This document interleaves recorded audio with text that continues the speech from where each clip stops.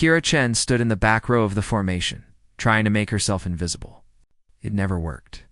At 5'3", she was the smallest cadet in the entire Galactic Defense Academy. Around her stood giant Scrathians, with rock-hard skin that could stop bullets, Valorians who could shift through walls, Mindari, who read thoughts like books, and then there was her, a human, soft skin, average strength.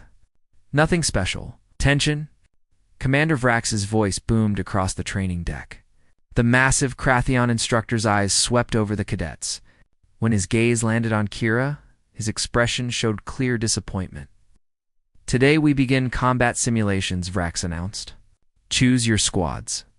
Remember, your survival depends on your teammates. Kira's stomach twisted. This was always the worst part. The other cadets immediately grouped together. Krathians with Krathians. Mindari with their own kind. Kira stood alone as the crowd shifted around her like water avoiding a stone.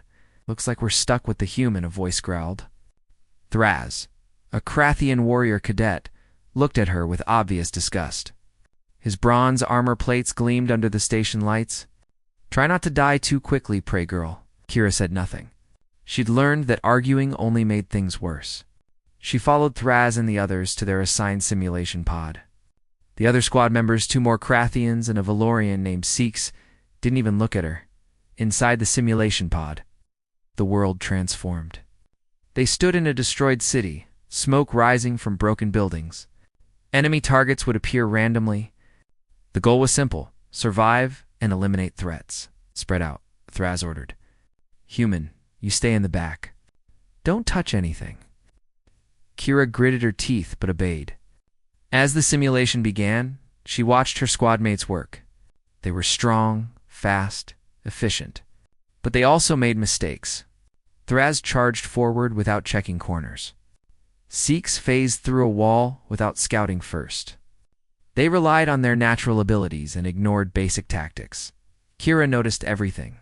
She'd spent months studying alien combat styles, memorizing weaknesses, learning patterns. While others slept, she read tactical manuals. While others socialized, she practiced an enemy drone appeared behind Thraz. He didn't see it. Behind you, Kira shouted. Thraz spun and destroyed the drone with one punch. He didn't thank her.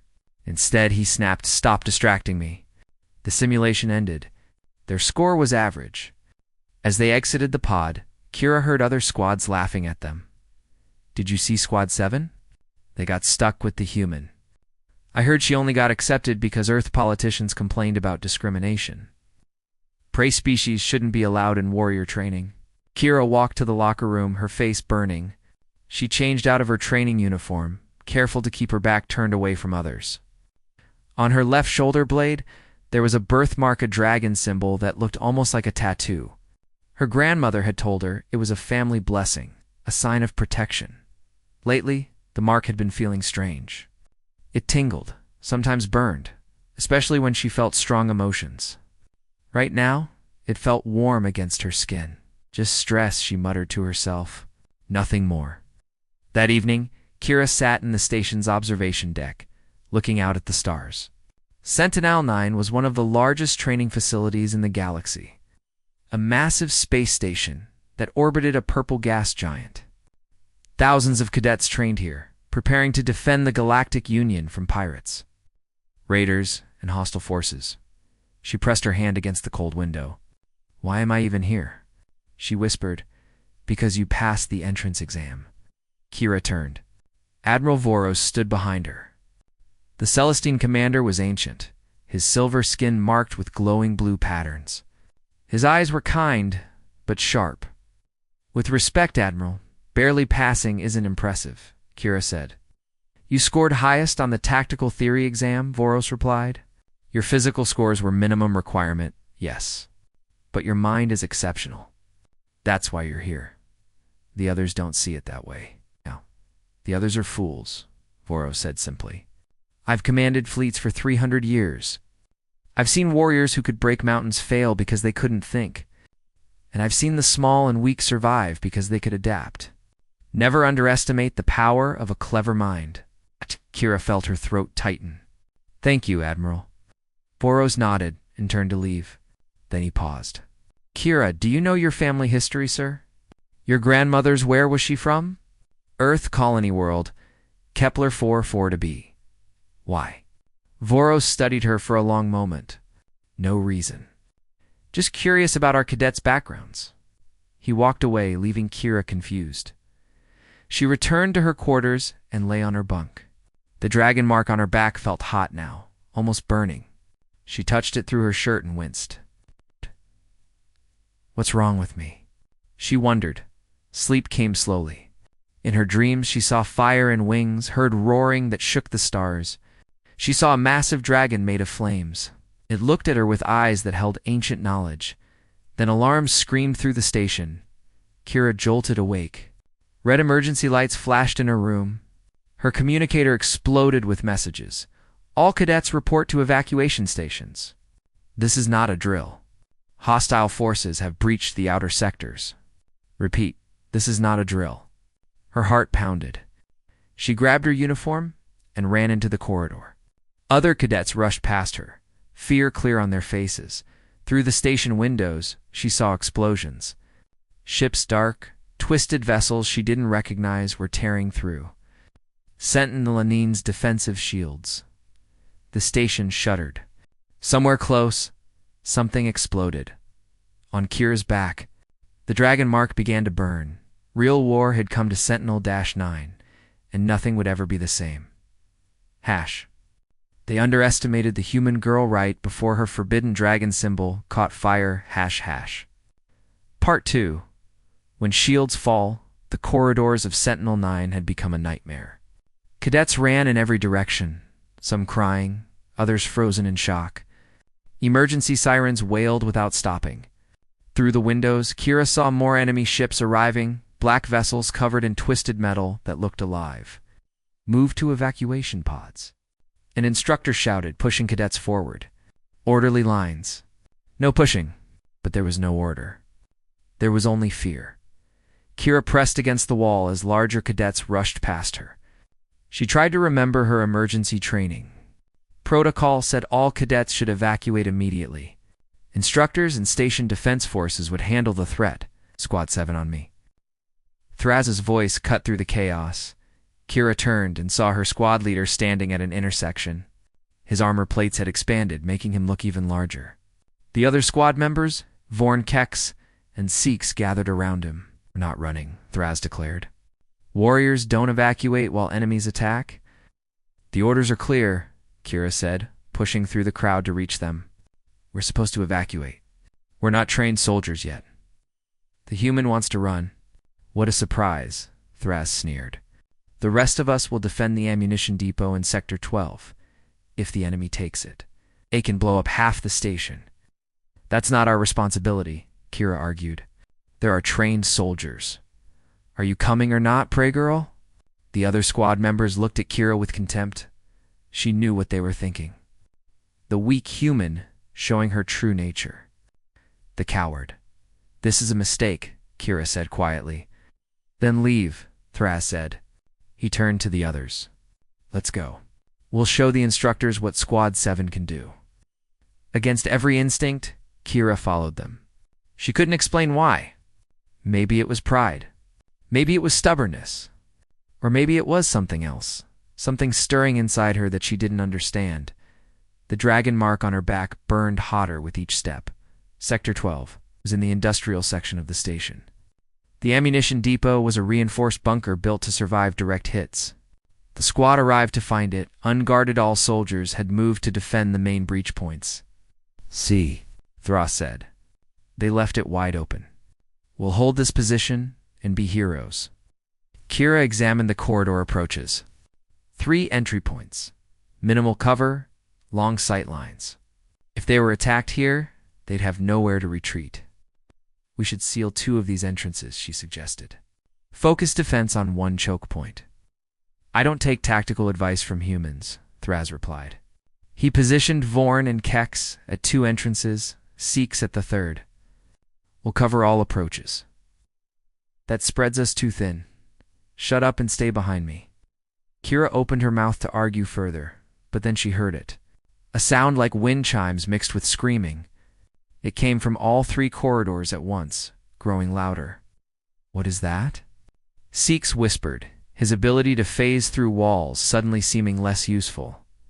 The lights flickered. Then they saw the enemy. They weren't like any species Kira had studied. They moved like shadows given form, with too many limbs and faces that shifted constantly. Their bodies seemed to be made of darkness itself, with eyes that glowed pale blue. Void Reavers, Kira breathed, recognizing them from classified reports she'd read. They feed on fear.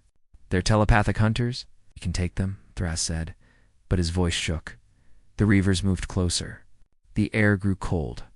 Kira felt something probing her mind, searching for terror, trying to paralyze her with her own worst fears. She saw visions, herself failing, dying alone, being forgotten. The images felt real, overwhelming, but something else rose up inside her. The burning on her back intensified, and with it came heat that pushed back against the cold fear. It didn't make the fear disappear, it transformed it into something else. Anger. Determination. Thras fired his weapon, but his hands shook. The blast went wide. Vorn and Kex backed away from their positions, their warrior pride crumbling under the mental assault. "Stand your ground," Thras shouted. But even he was retreating. A Reaver lunged at Seeks. The Valorian tried to phase through a wall, but couldn't. The fear had frozen his abilities. He screamed. Kira moved without thinking. She grabbed a plasma cutter from a nearby tool rack. Not a weapon, just an industrial tool, and activated it. The blue energy blade hummed to life. She stepped between Seeks and the Reaver. The creature hesitated, confused. This prey wasn't running. This small, weak thing was challenging it. Kira's mind raced with everything she'd studied about Reaver biology. They relied on fear to paralyze victims. They expected prey to freeze or flee. They didn't expect resistance. She swung the plasma cutter at the Reaver's lower limbs, the thinnest parts, the weakest points. The creature shrieked and recoiled. Their limbs. Kira shouted to her squad. Aim for the limbs, not the body. But her squad mates couldn't move. The fear held them frozen. More Reavers poured into the corridor. Kira found herself alone at the center of a defensive position. She couldn't possibly hold. The burning on her back became an inferno. She gasped in pain but didn't fall.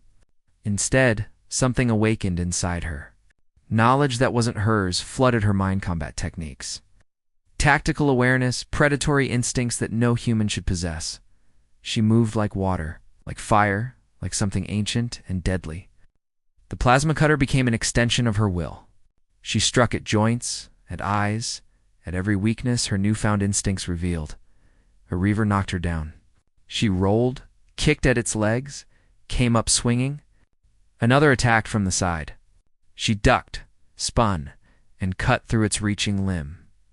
She was one small human against a dozen telepathic predators. She should have died in seconds, but she didn't die. She fought, and on her back beneath her uniform. The dragon symbol began to glow.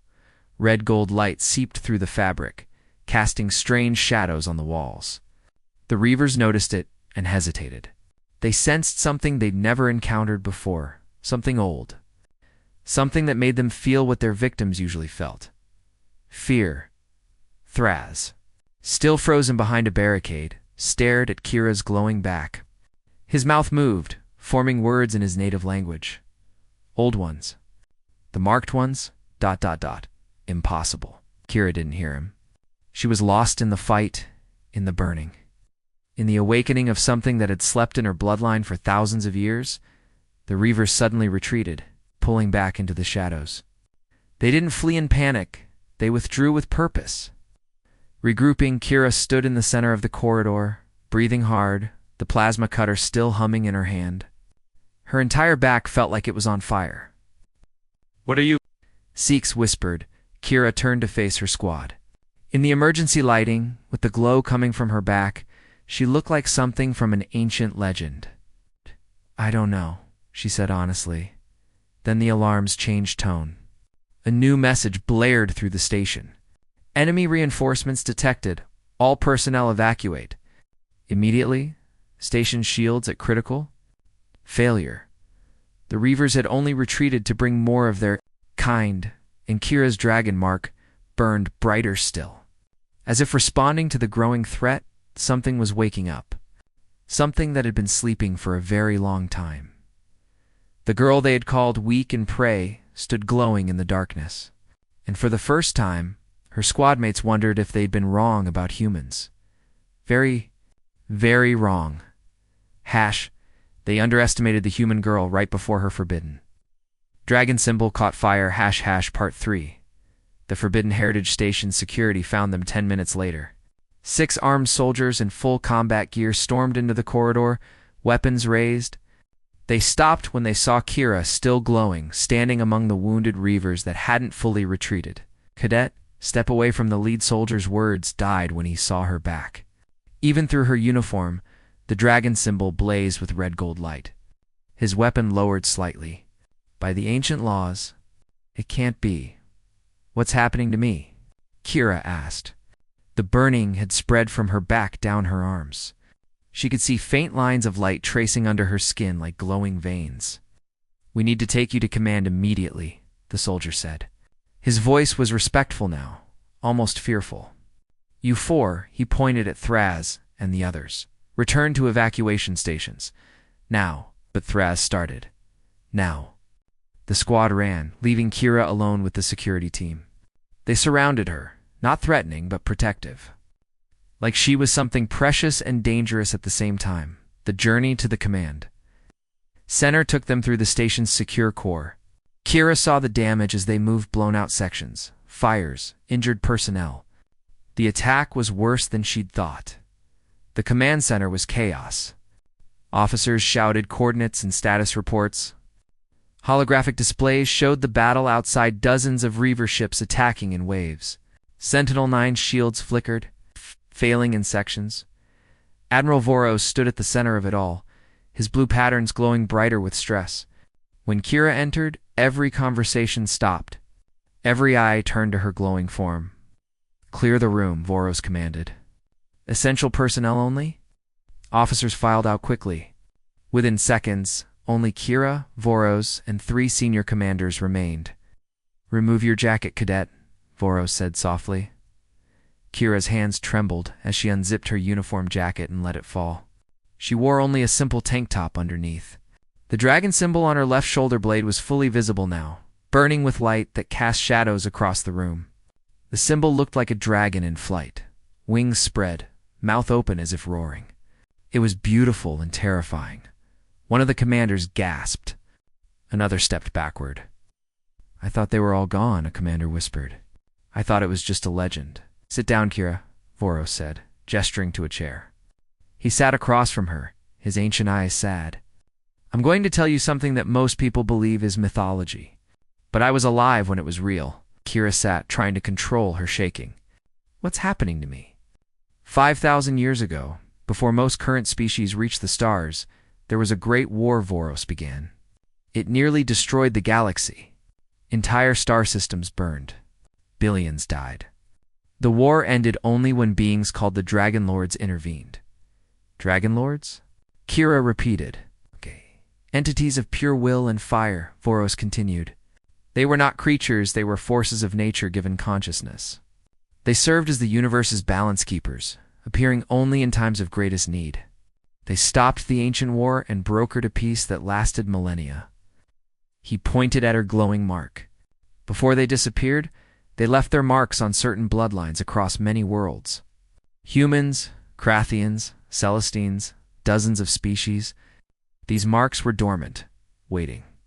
The Dragon Lords said their champions would awaken only when the galaxy faced a threat worthy of their return.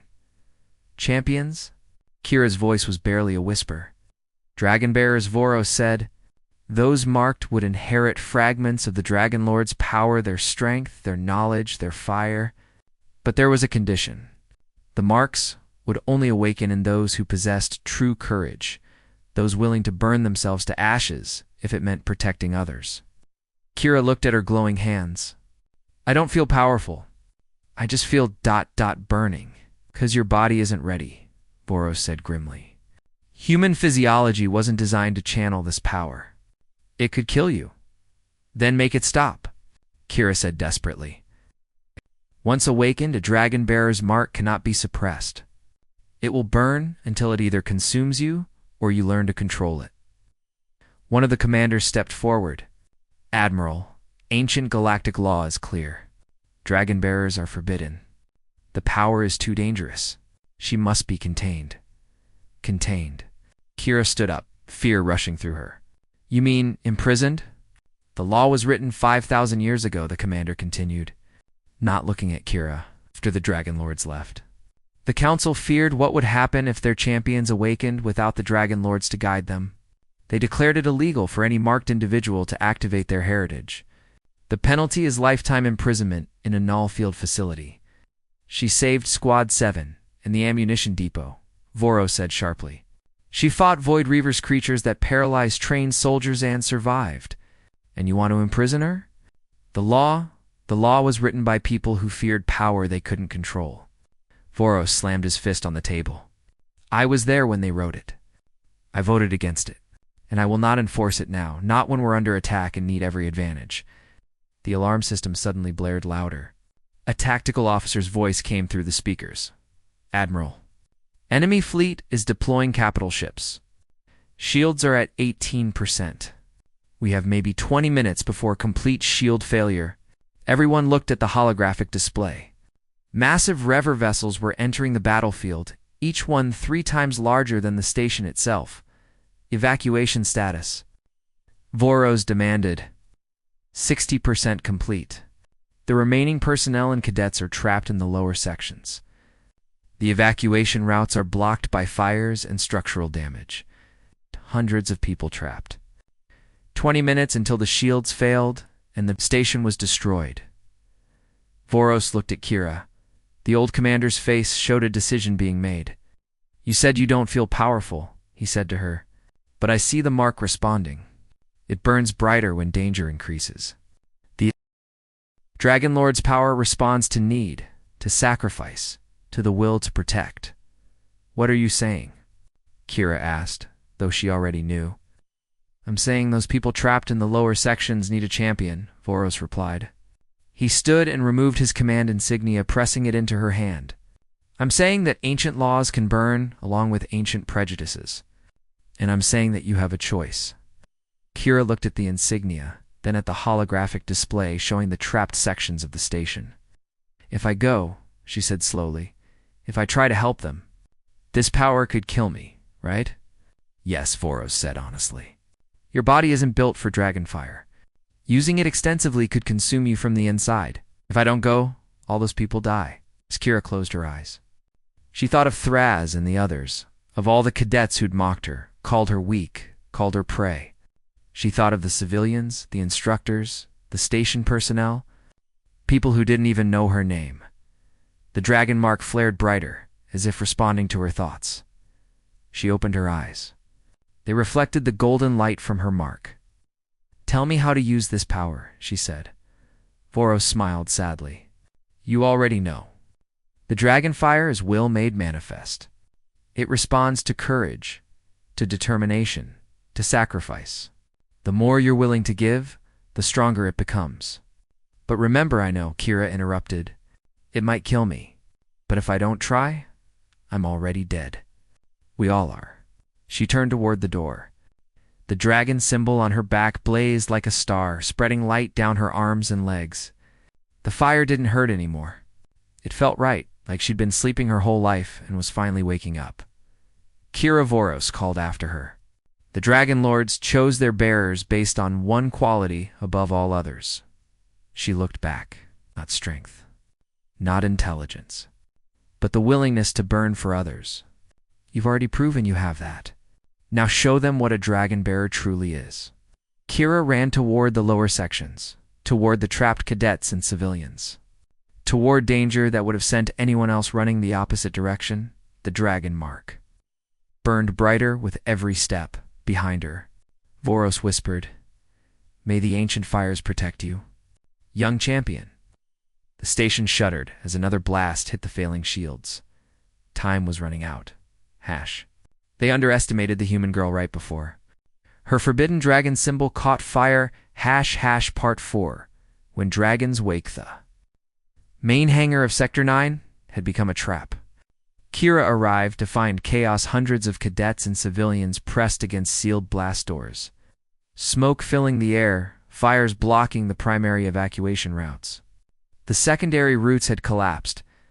They were surrounded, and the Void Reavers were closing in from 3 directions. Kira stood at the hangar entrance, her entire body glowing with dragon fire now. The mark on her back had spread like burning vines down her arms and across her shoulders. She looked like a creature made of light and determination. Is that Tez? That Chen? Someone shouted, "The human." What happened to her? Kira didn't answer. She was too focused on what the dragon fire was showing her. It wasn't just power. It was knowledge, instinct, centuries of tactical experience flowing into her mind. She saw the hangar lay out like a 3-dimensional map. She understood every weakness, every advantage, every possibility. Thraz. She shouted, spotting her squad leader in the crowd. "Get the Krathians to the left choke point. Use your armor to create a wall." Thraz stared at her, stunned by her transformation. Then he nodded. "You heard her? Krathians, with me. Mindari cadets." Kira continued, her voice carrying over the panic. "The Reavers use fear as a weapon. Link your minds together. Shared consciousness makes you stronger against telepathic attacks. Protect the civilians' minds." A Mindari cadet named Yara stepped forward. "How do you know that?" "Just do it." Kira turned to the Valorians. "You can phase through solid matter. Get to the maintenance tunnels and guide small groups of civilians out. 3 at a time, no more, or you'll lose cohesion." "Who put you in charge?" one of them challenged. "Did." Voros's voice crackled over the station-wide communicator. "All personnel, Cadet Chen has command authority in Sector 9. Follow her orders." The Valorians looked at each other, then nodded and phased through the walls. Kira moved to the center of the hangar. The dragonfire was teaching her, showing her things she'd never learned. She picked up a fallen plasma rifle and checked its charge. 30%. Enough. The temperature dropped. The lights flickered. The Void Reavers were coming. They poured through 3 entrances. Simultaneously, dozens of shadow creatures. With glowing blue eyes, their forms shifting and terrible.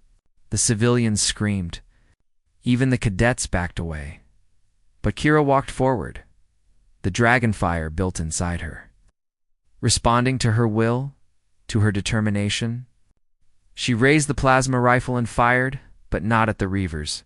She shot the ceiling supports above the right entrance. Debris collapsed, sealing off one approach. "Left side only now," she shouted.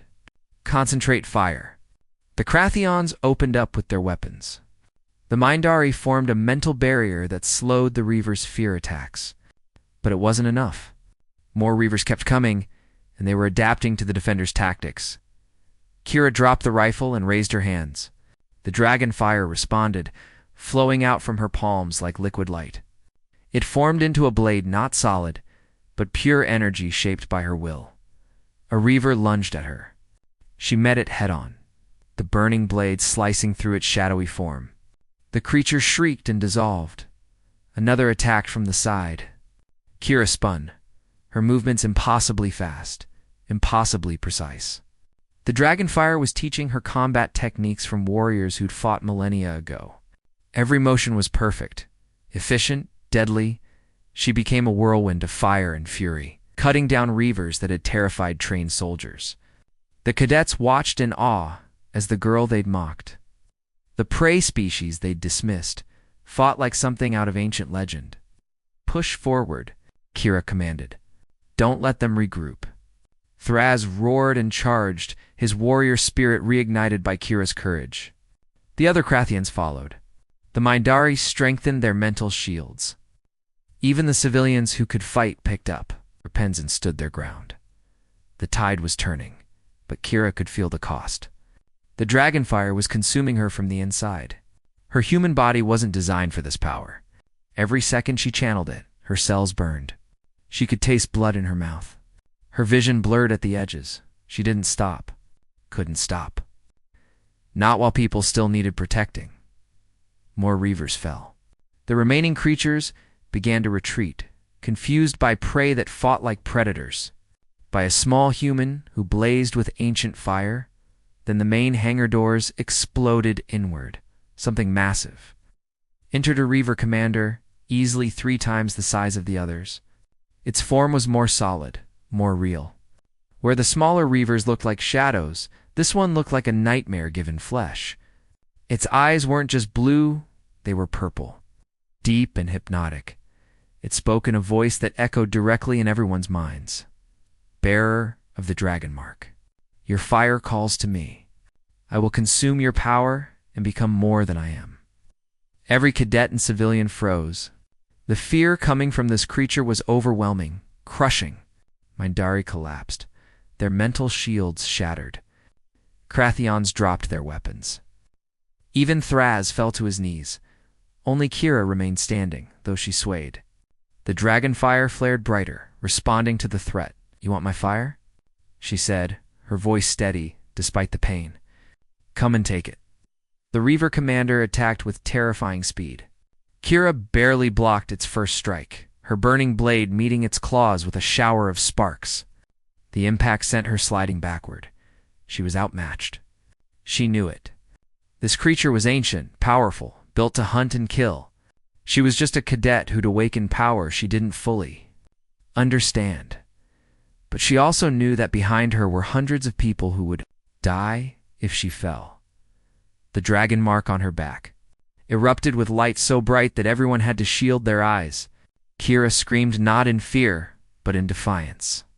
The fire spread across her entire body, turning her into a living torch.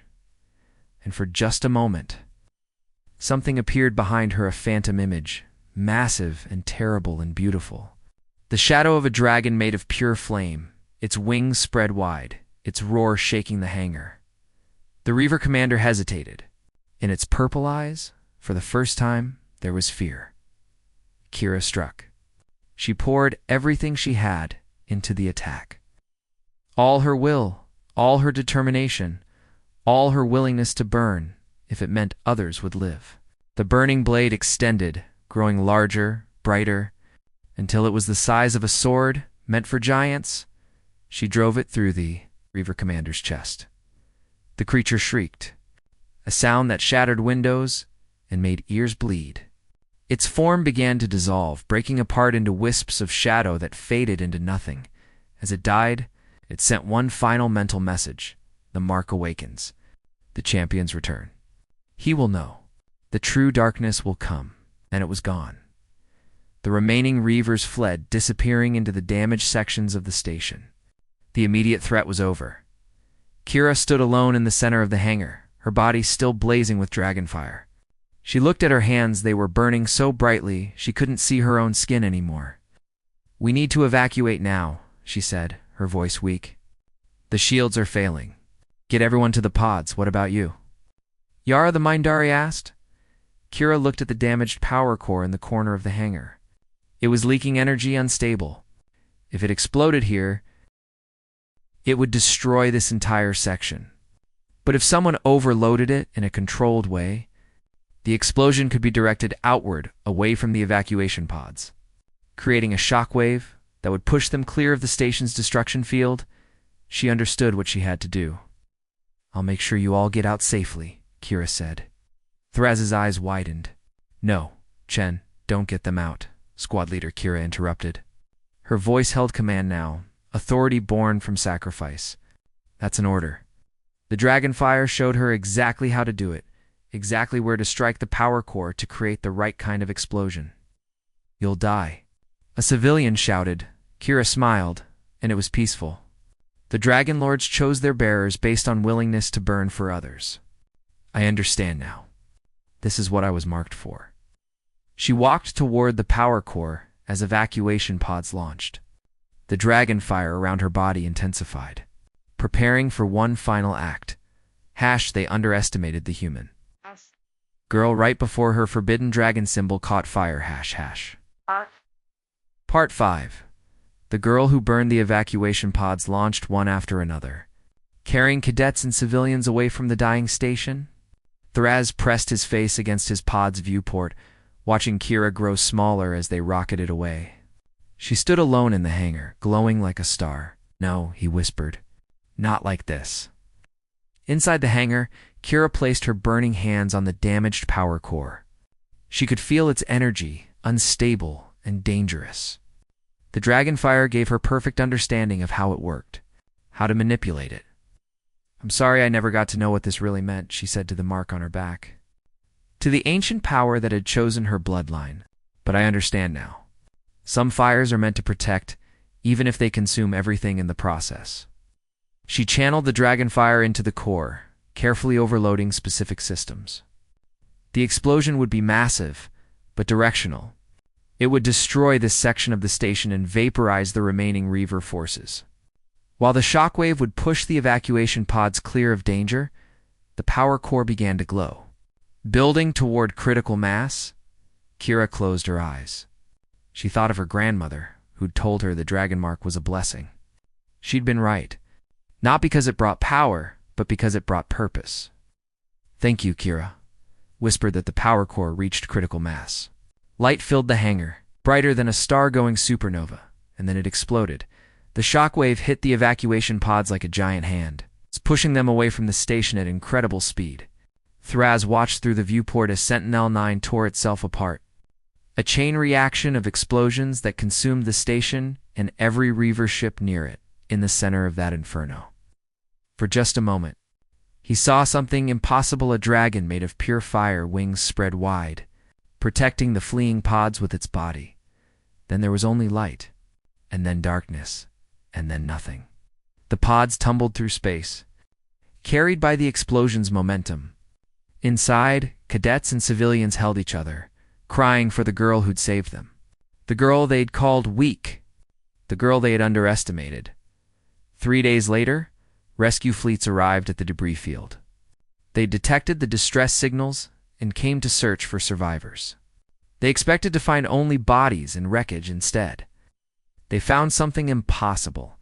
A small survival bubble drifted among the debris, its emergency beacon still blinking. Inside was a human girl, unconscious but alive. Her uniform was burned away in places. Her body showed signs of impossible trauma, but she breathed. On her back, the dragon mark was now just a scar, faded and dormant. But medical scans showed something extraordinary. Her cellular structure had changed on a fundamental level, adapting to carry power that should have killed her. She was still human, but also something more. Kira woke in a medical bay 2 days later. The first face she saw was Admiral Voros, sitting beside her bed. The ancient Celestine looked tired but relieved. "Welcome back, Dragonbearer," he said softly. "I'm alive." Kira's voice was barely a whisper. "Against all probability, yes. Your mark went dormant again, protecting you at the last moment. The survival bubble deployed automatically from your emergency kit. You shouldn't have survived, but you did. The others. The people from the hangar. 437 people evacuated from that sector. Every single one survived because of you.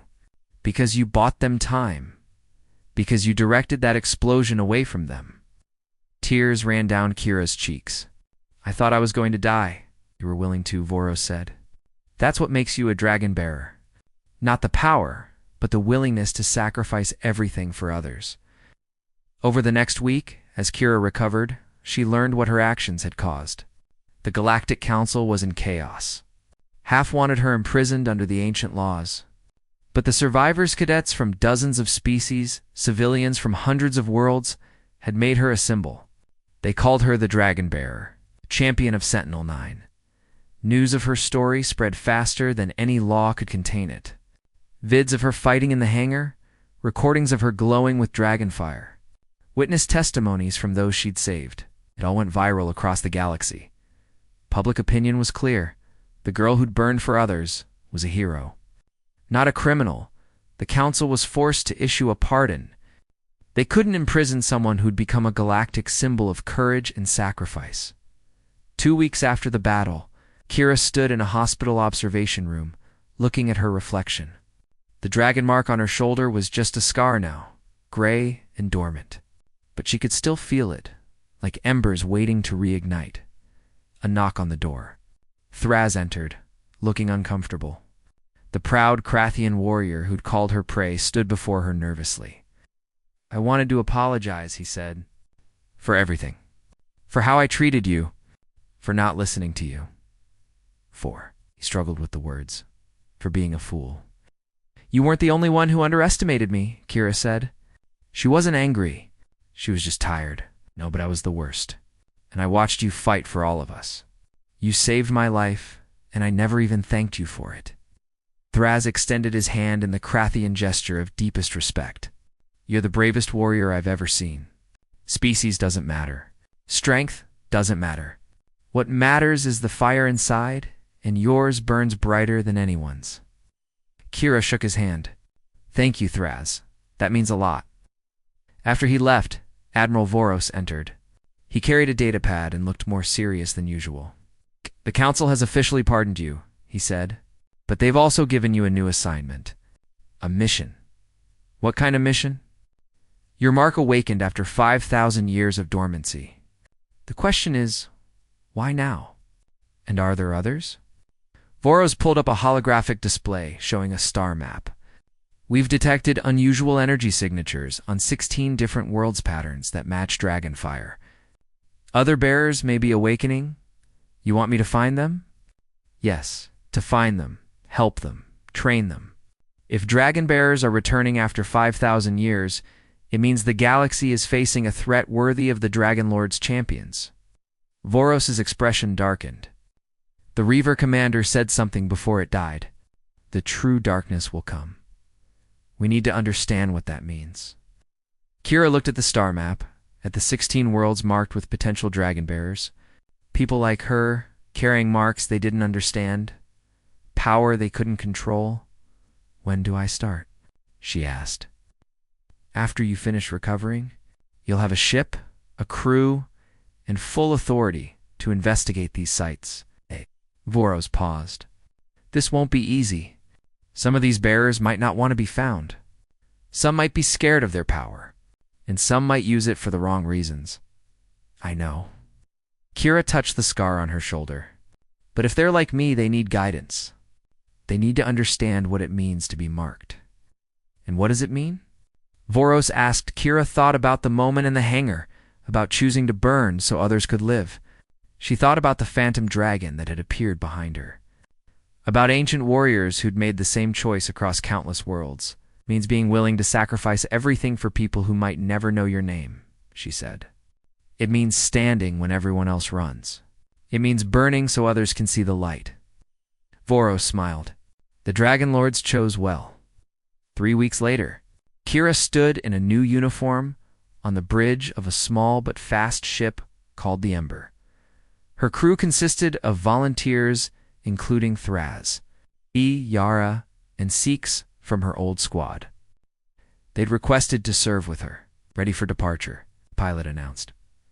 Kira looked at the star map showing their first destination, a planet called Vexera, where another energy signature had been detected. Another potential dragon bearer. She touched her shoulder, feeling the dormant mark. It would burn again someday. She knew that now. When danger came, when people needed protecting, the dragon fire would wake, and she would be ready. "Take us out," she commanded. The Ember launched, leaving the rebuilt Sentinel station behind. In the observation deck, cadets and instructors watched her leave.